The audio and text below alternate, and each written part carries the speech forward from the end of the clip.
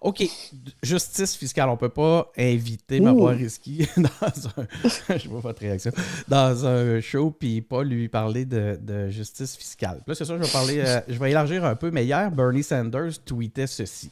Le modèle économique de Wall Street est une fraude. En fait, ça est une fraude, c'est une traduction libre.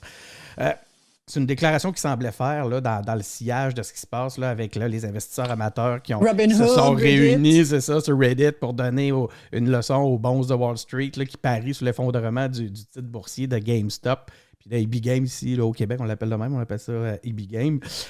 C'est comme si on avait une révolte là, des petits investisseurs face à un système qui s'attaque aux symboles de leur enfance. Là. C'est peut-être un truc comme ça.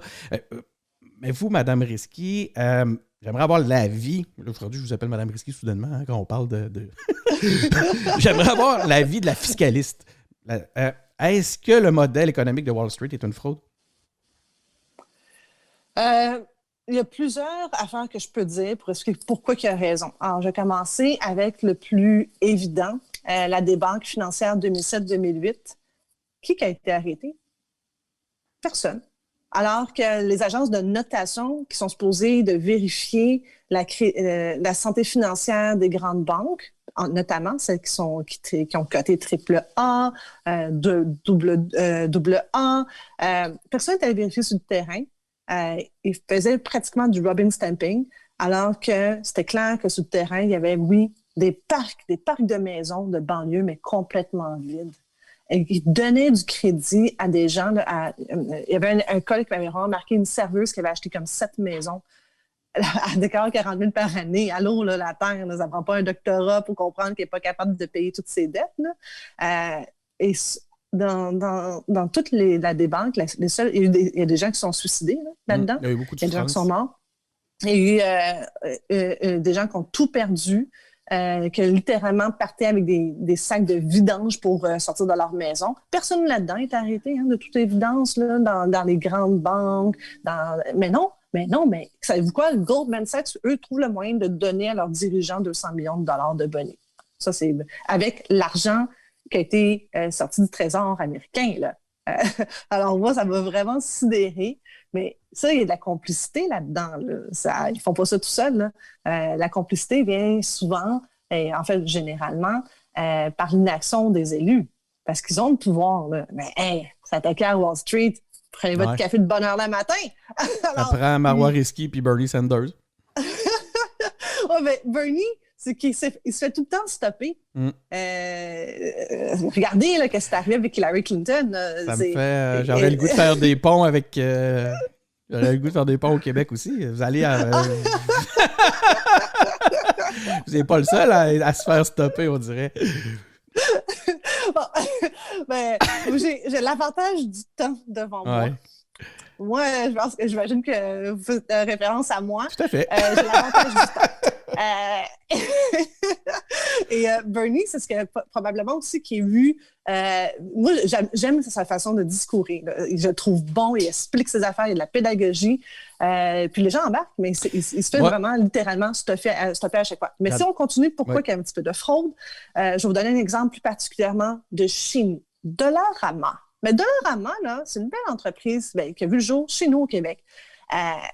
Est-ce que c'est normal qu'une société qui essaye d'acheter Dollarama fait de la médisance sur les marchés financiers pour volontairement réduire la valeur de l'action de Dollarama pour faire ce qu'on appelle aggressive takeovers en anglais. Donc, c'est une offre d'achat hostile.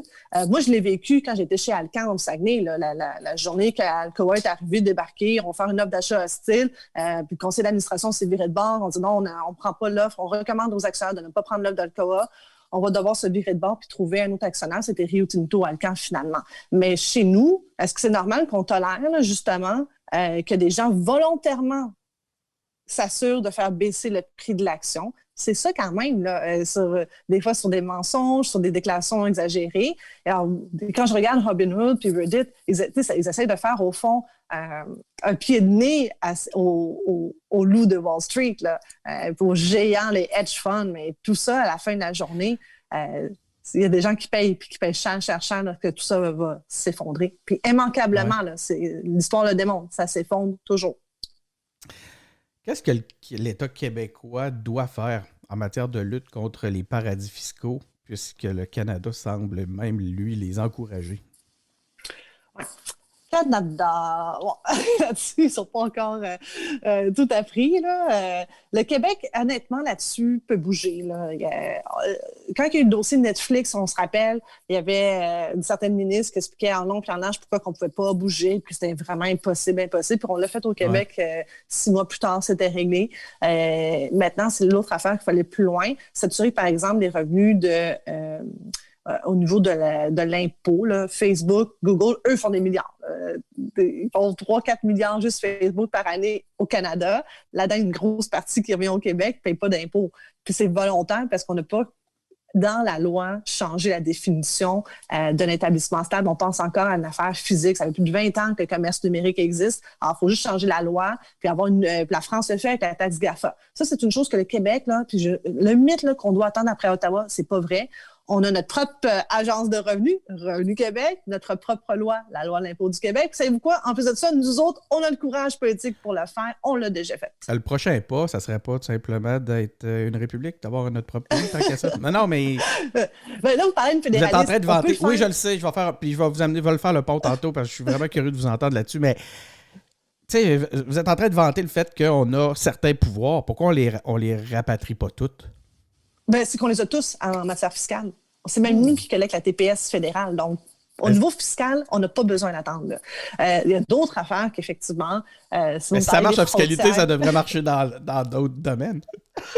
Probablement. C'est sûr que si vous me parlez de frontières, je vais vous dire que c'est clair que c'est pas la meilleure gestion de M. Trudeau au niveau de la frontière. J'avais pas d'idée précise en tête, mais je suis content de voir qu'est-ce que ça vous a... Non, mais j'ai quand même un petit peu de suite dans les idées, là, quand même. Ah ouais. Ah ouais.